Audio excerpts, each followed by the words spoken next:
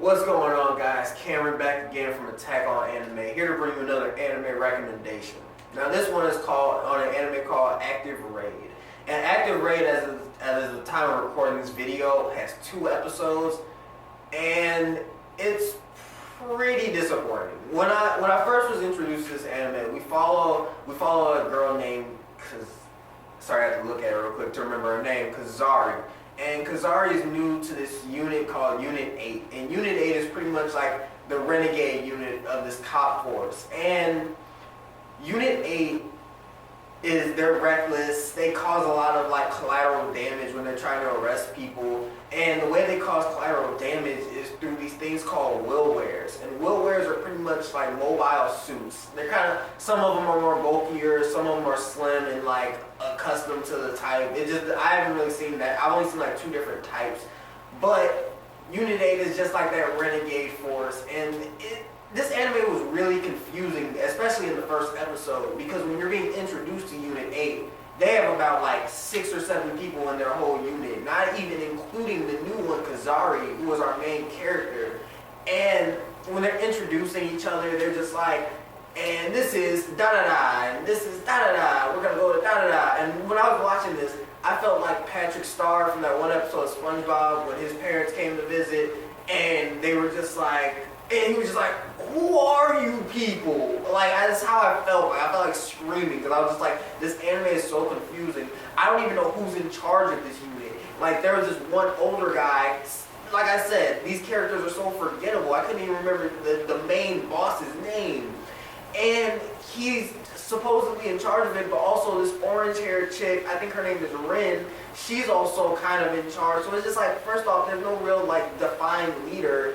And they kind of just go through like any means necessary to kind of get arrested, but they still stick in the confines of the law. But they still cause a lot of collateral damage, like accidentally destroying buildings or destroying highways. And it was just really confusing, especially when they got into the explanation of explaining what a willware is. And pretty much what I got from it is it's a suit of armor that kind of has guns and kind of has these like ski things on the bottom. Like, you can see why it's kind of confusing.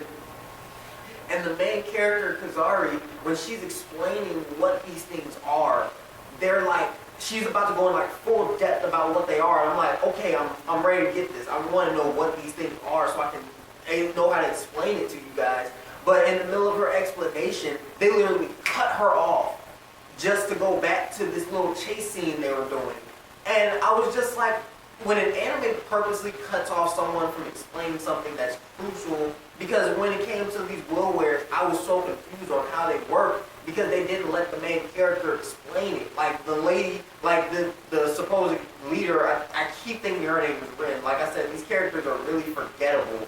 And she cut her off and was just like, all right, we don't need you to, we know you know it, we don't need to explain it, but we as the audience don't know what's going on or what these willwares are. They're just like, oh, yep, these are willwares. And like, they have these abilities, I guess. Some of them can like melt things. Like this guy pretty much turned cement into like quicksand. And I was kind of just like, how are you doing this? But anyway, so as they're chasing down these perps, they're, like I said, causing collateral damage. And when they ultimately catch the perps, they kind of use this like transformation.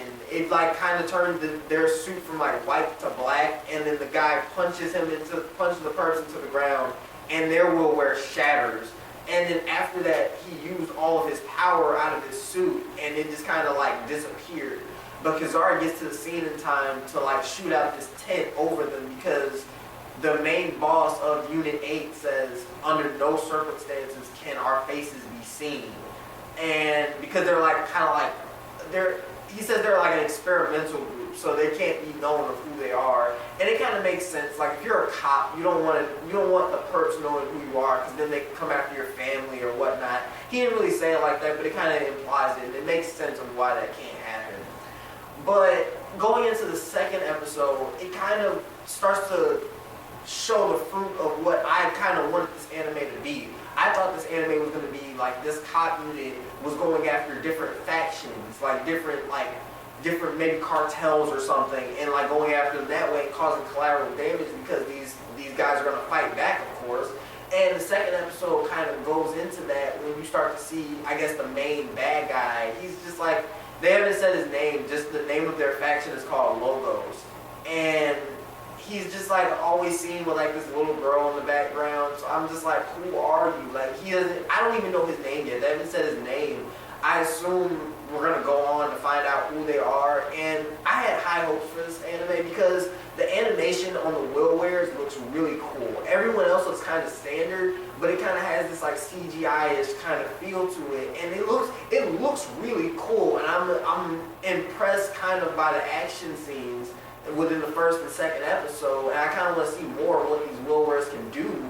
But I struggle kind of watching through this anime because it's just like so confusing, and I don't have time to get attached to these characters in Unit 8. Like I said, outside the main character, I don't know anybody's name. That's a bad anime in my opinion if you can't even get me attached enough to memorize your characters' names.